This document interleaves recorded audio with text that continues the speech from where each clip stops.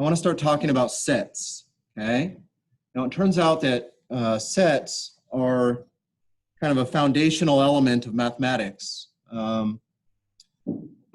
Just about everything seems to have sets operating in the background in one capacity or another. In your reading for Heart of Mathematics, you recently saw a fair amount of discussion around the topic of sets. Most of it centered around the mathematician Georg Cantor and his delving into the idea of the infinite. Yeah, that's something that we will talk about together more in depth later on.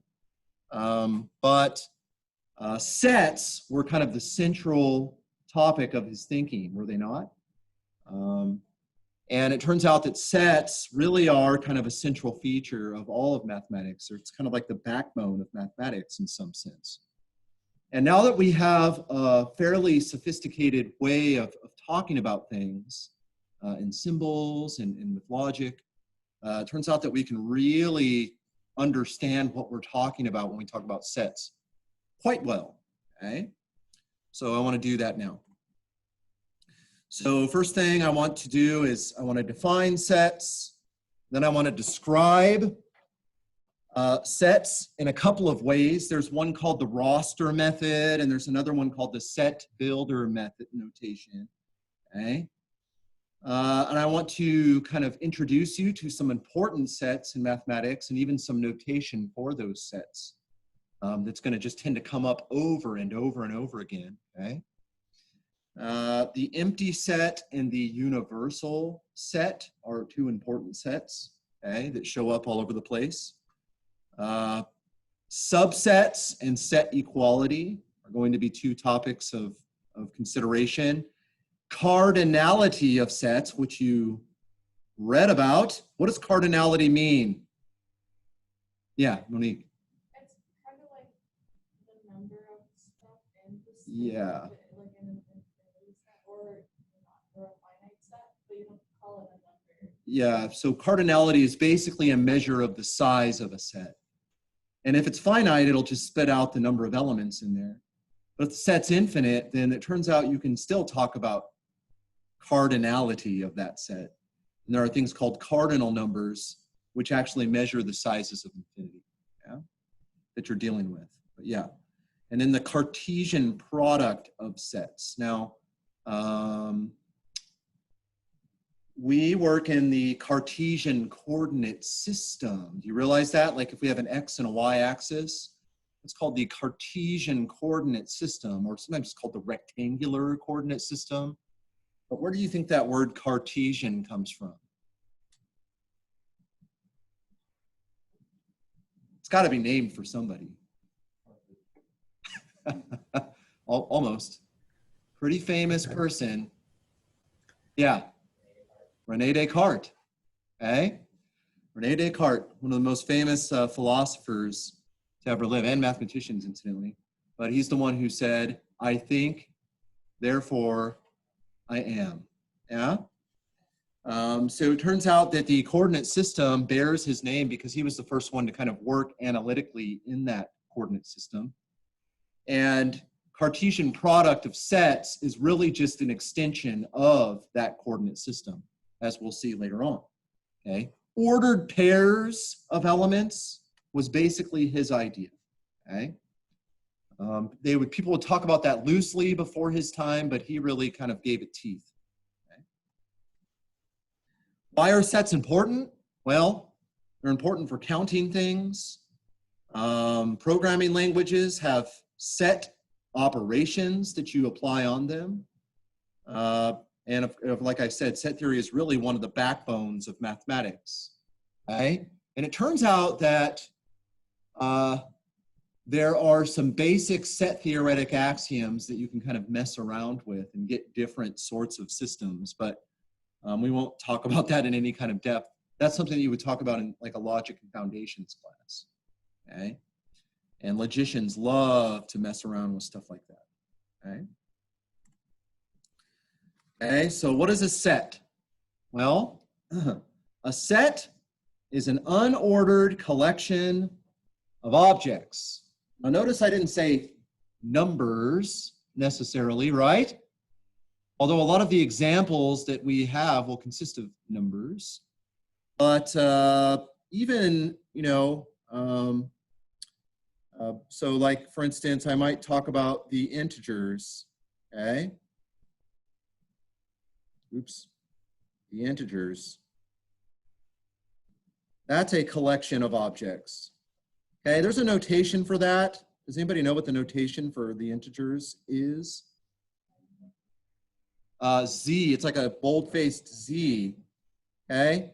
And in set notation, what you usually do is you use like curly braces to kind of show, hey, the stuff that I'm about to write down are the members of this set, okay? And so, I don't know, you have things like -4 and -3 and -2 and -1 and 0 and 1 and on it goes, yeah? What I just did is called the roster method of set notation, where I kind of list a pattern and it's just understood that those things constitute the elements of that set. Notice it says unordered.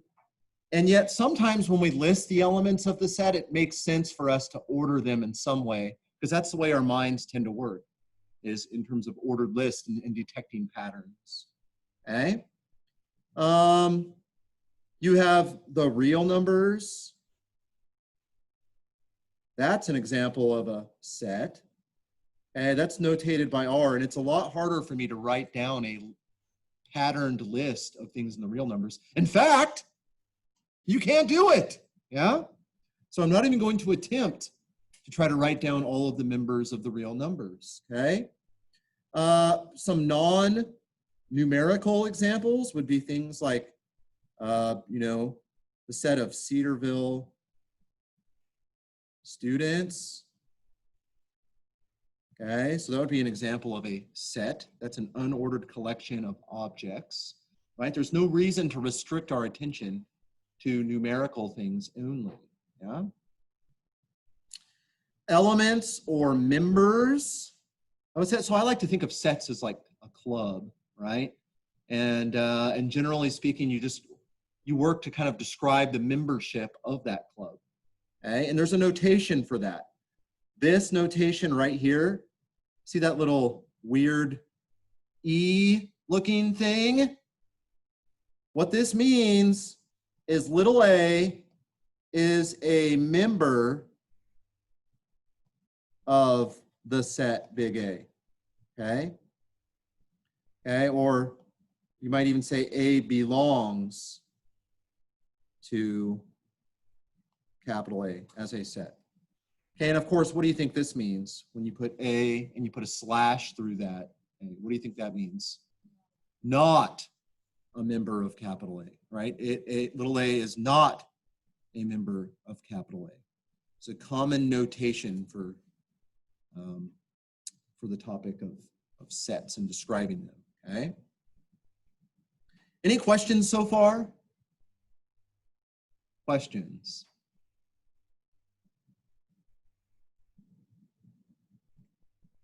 Here are some important sets. R, bold-faced R. I couldn't quite get the weird, you know, sort of transparent boldface or whatever that I usually write, right? Usually I would write this as kind of like that, right? That way you can kind of see. We call that blackboard bold, if you will. That's actually, if you take the LaTeX class, there actually is a font called Blackboard Bold, okay? Okay. What is this? What is this called? These are the real numbers. Okay. R plus, what do you think that is? This is positive reals. Positive reals. Okay. Z, integers. Z plus, positive integers. Strictly positive, not even zero. Okay, strictly positive, same for the real numbers. N.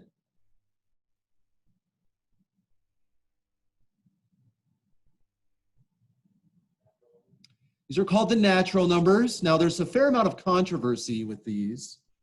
You know what the controversy is? It's so stupid. Does it include 0 or not? Yeah? I work in combinatorics, but which is an area where you deal almost exclusively with things indexed by the natural numbers. But in computer science, a lot of times you start indexing stuff starting where? At 0. So there's a convenience in kind of including 0. But there's a lot of people who work in my area, combinatorics, who it's actually convenient to start with 1. I can see both sides of the argument. So this is either, right, natural numbers. So let me just say that this is either z plus the positive integers or z plus together with what? Okay, just so that for the sake of this class, we're going to go with this definition right here, okay? The positive integers together with 0, because we already have a notation for the positive integers. Do you know what I'm saying? The natural numbers sometimes are described as those that are obtained by adding 1 to itself over and over again. But if you define it that way, what would you exclude? 0. Sometimes the natural numbers are called the counting numbers also, okay? The counting numbers seem like they would include 0. Do you know what I mean? Because you would have to have a way of describing the absence of things as well. Yes, sir. Right. I mean, it's just, you know, like that. You always kind of double up, you know, something on the left or whatever. For the integers, it's like this. Okay. Q, what's that?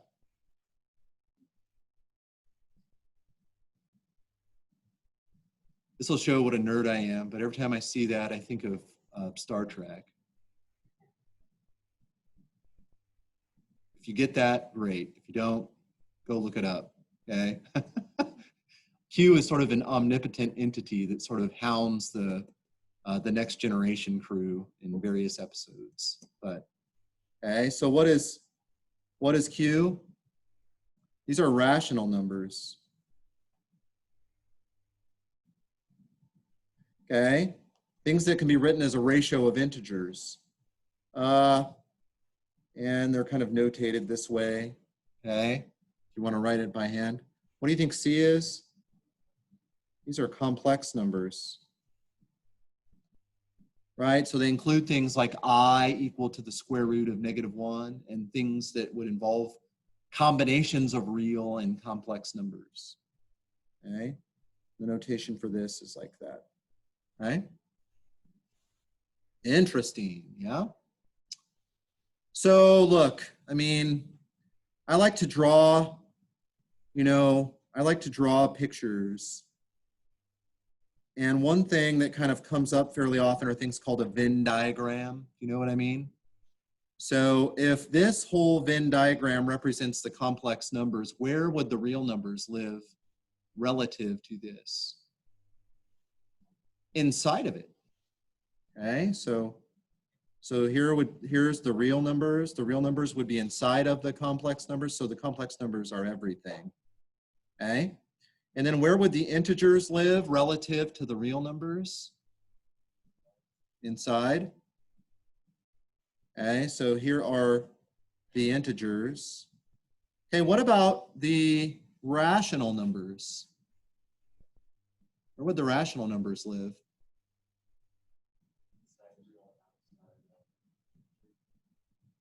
Yeah. Okay, so there would the rational numbers would include the integers. And of course, where would the natural numbers live? Inside these guys right here, right? So kind of have these ever decreasing concentric circles representing these sets. Of course, we may be giving a distorted picture of the size of these sets, yeah? Turns out that the rational numbers is the same size as all those things that are inside of it, right? It's one of the great mysteries in set theory.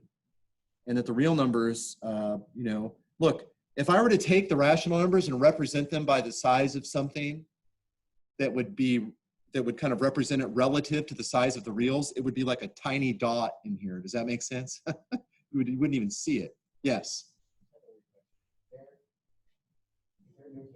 different names for like numbers that are complex but not real. So, like, Yeah, they're called like purely imaginary or something. Okay, but we'll have set notation that will actually allow us to represent that. What you do is you take C and you kick out the real numbers. And there's a notation for that. It's like set minus notation. You actually kick out the real numbers, and those are the purely imaginary numbers. Yeah. Okay. All right. Does this make sense? This is a so-called Venn diagram, and we'll talk about that a little bit more later, but that is a Venn diagram. Okay. Did you guys ever used to make these kinds of pictures like in grade school or something? They would say, hey, make the set of all humans. Where are the boys? Where are the girls, right? And or something like that, right? Okay. Now I want to talk about ways we can describe sets.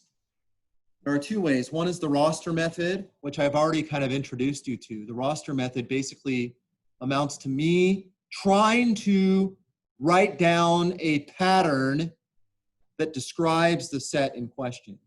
And then there's the set builder method, okay, which basically amounts to us using a little bit of logic to describe the set. Okay? So roster method, basically you want to think of this as a systematic list. And then this guy right here, you're kind of using, you describe the set using a property. Okay? Okay, a property of the things in question. Okay? But we'll see specifically what that means here in just a second. Okay, the roster method.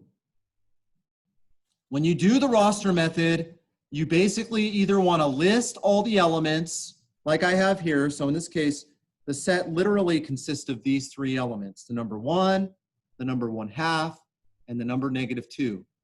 That is the roster. And sometimes you can use like these things right here are called ellipses. Okay. And it basically what it's saying is you see the pattern, I hope. Yes. You wouldn't go 1, 2, 3, and then skip to 57 or something like that, right? You know that if the pattern were to continue, it would be 4, 5, 6, right? And apparently this ends at 100. So this is a way of describing the set of positive integers 1 to 100, yes, inclusive, okay? This is an effective way of doing that. And you're essentially just giving a systematic list that speaks to, okay, look, these are the things that belong to this set. Order is not important, but it helps us describe a pattern, right? Because for instance, what if I hadn't listed 1, 2, 3 through 100, starting with 1, 2, 3, if I would have gone 91, 82, 64, 59, comma, comma, 7, you'd be like, what are you doing, right? And I would say, obviously, I'm talking about the integers 1 to 100. So what I'm saying is sometimes there's an advantage to actually listing things in a systematic way, even though we don't think of these elements as being ordered. Yeah. I don't think of like, you know, I don't have to like think of these things being ordered in any particular way. Of course, I might be apt to kind of compare things, like 3 is bigger than 1, for instance. Yeah. But if I had a list of names, I might be inclined to list those names how? Alphabetically, but do I really think of there being an order necessarily imposed on those names? Not necessarily. It's just convenient for our thinking about what things belong to this set. Okay? Colby, you had your hand up there. Okay, somebody did. Who had their hand up? That's right. Okay. Set builder method.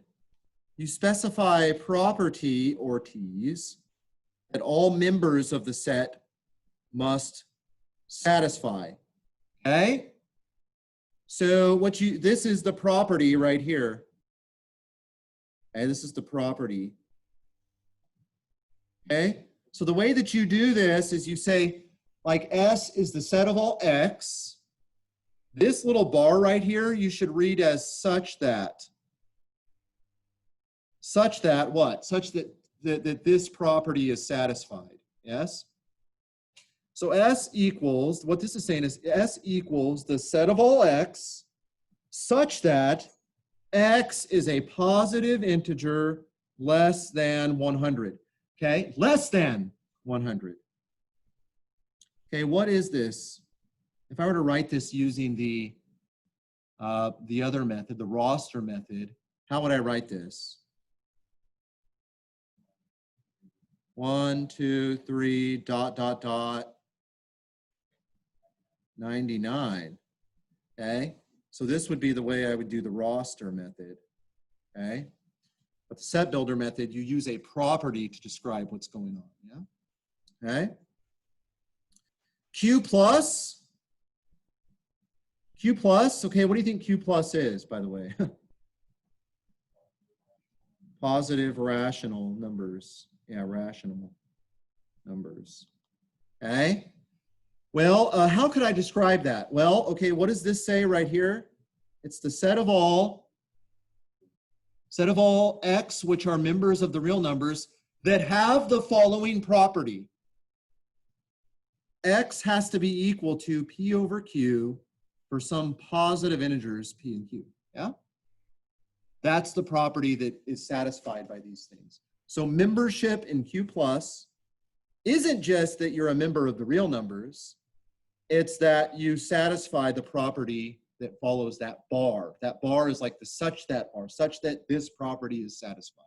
Okay? Questions? Yes.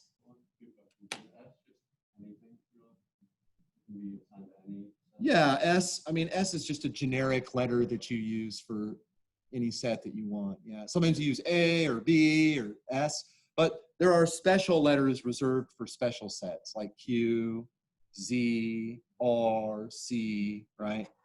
The boldface C for the complex numbers. Sometimes you'll use capital C with no boldface to represent other kinds of sets, but yeah.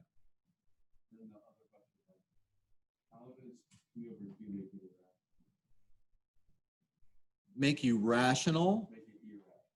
No. These are rational numbers. Yeah. Yeah, they're rational numbers, right? So that means X is a ratio of positive integers is what this is basically saying. Yes. Maybe I'm not really down, but wouldn't that be true for all positive rational numbers? Yes. Okay. That's why you write down that property. Oh, okay. You're writing down the property that describes that set. Yes, yes. Huh? Sure, but you're right. You do need Q different from 0, but would you ever divide by 0? Well, it says positive integers P and Q. So right, you would never put 0 in the denominator of anything. But second, like we said positive, so 0 is excluded here anyways. Yeah. Okay. By the way, it is possible to get a positive rational numbers with non-positive integers. Yeah. I could take -1 over -3 and get a third. So am I missing anything with this property here? Am I missing something? No, because I could get a third another way. What's another way I could get a third? Take P equal to 1 and Q equal to 3. Does that make sense? So I'm not missing anything by excluding those situations. Okay. Okay, other questions?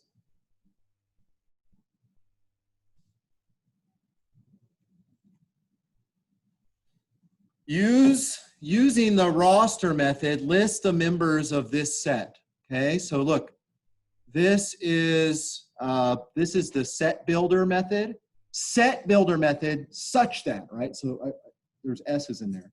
Set builder is going to have a such that in a property assigned. So this set is the set of all. Whenever you see this, I always just say automatically set of all okay? And then it's X, and then what do I say when I see this bar? Such that, right? Such that what? X is a real number, such that X squared is equal to 1. Oops. X is a real number, let me just say with, that's kind of bad grammar. Okay? I want to say such that twice, like I'm some kind of machine or something, okay? So X, it's the set of all X such that X is a real number with X squared equal to 1. Okay? That's just a complicated way to describe which set. Yeah, -1 and 1. Okay, so this right here, this would be the roster where you kind of list the members systematically of that set. Yeah? Okay? All right, questions on that? All right. Far so good. The universal set and the empty set.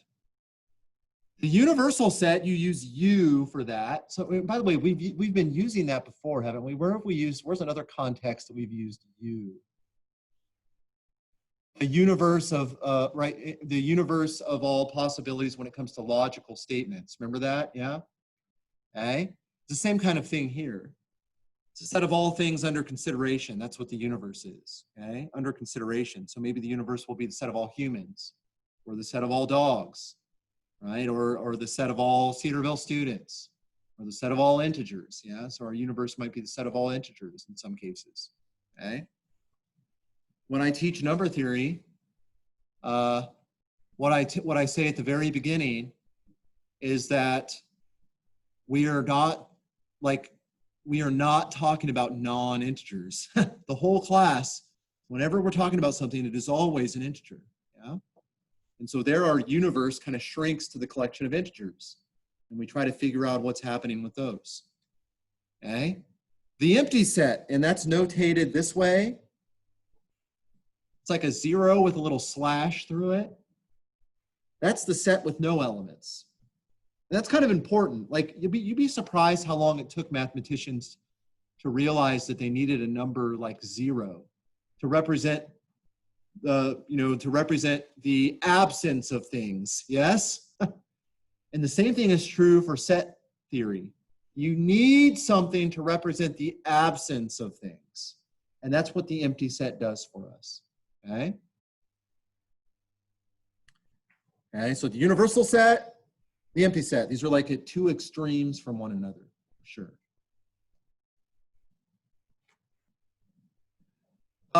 Here's something that's weird. Sets themselves can be elements of sets. Hey, who knew? So for instance, here's our set right here. The set consists of this guy is an element. This guy right here is an element, and this guy right here is an element. So how many elements are there in this set? 3. There are 3 elements in the sets, and some of the members of the set are themselves sets. Yeah? But some of the things aren't. So for instance, like 1, 2, 3, in this case you would say is a member of S, right? But what else is a member? A is a member of S, and the set consisting of BC is a member of S, yeah? That's kind of weird. Sets are these kind of loosey-goosey things where you can have even different sorts of objects inside of the same set. And some of those objects might themselves be sets. It's actually a fairly important thing, as we'll see later on, all right? Any questions on that? By the way, here's something that's really weird. What is the empty set again? Well, yeah, it's like the absence of things, yes? You can actually treat the empty self itself, like you can actually act as if the empty set itself is an element. So you can actually say, here's the empty set. I'm going to think of the empty set as an element. And then you can kind of build things up from there. It's sort of weird, okay? You can really monkey around with stuff in sets for sure. Okay. All right, two sets are equal if and only if they have the same elements. Duh. Right? Two sets are equal to each other if and only if they have the same elements. How would we say that in formal logic? Well, you would say for any element, X belongs to A, what? X belonging to A would imply that X belongs to B, but also X belonging to B would imply what? X belongs to A. So this goes both directions, right? Something is in the set if and only if it's in the other set. That's what it means to be equal as sets. Okay? Okay? Does that make sense? Sort of the formal logic that's sitting there, yes? Or anything, like two sets are equal if and only if you take any element in your universe, that element belongs to A precisely if it belongs to B. Yeah? Okay.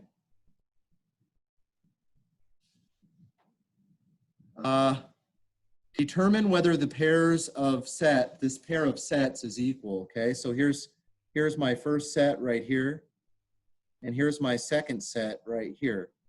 Are these sets equal to each other?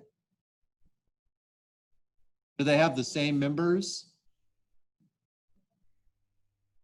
No. Okay, well, what's weird is, look at this. You see I have like two curly braces?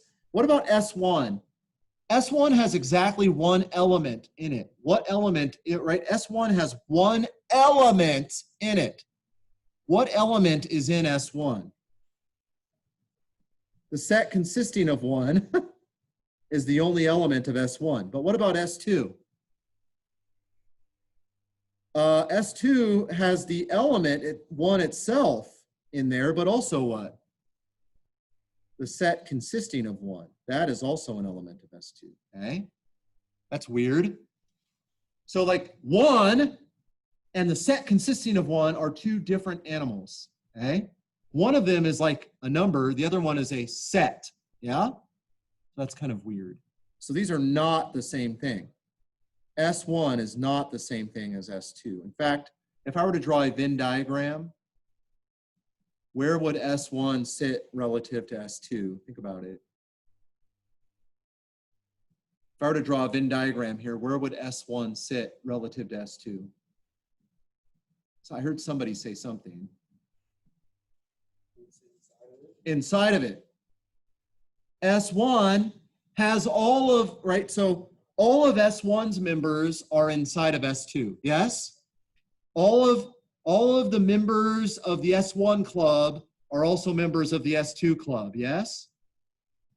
So if I were to draw S2, S1 would be inside of this thing. Okay? And so you could write this, I mean, S1 consists of the set consisting of one, and then S2 adds to that the number one. Does that make sense? That might be how I might show that specifically. Okay.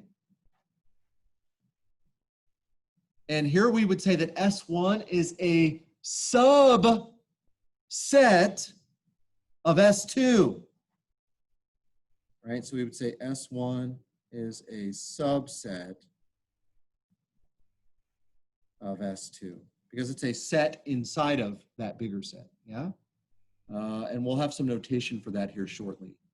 Any questions on that? I know this looks weird with this like a bracketed thing right here, but just know that this is the element right here. The element itself inside of the set is just a set consisting of one. Yes?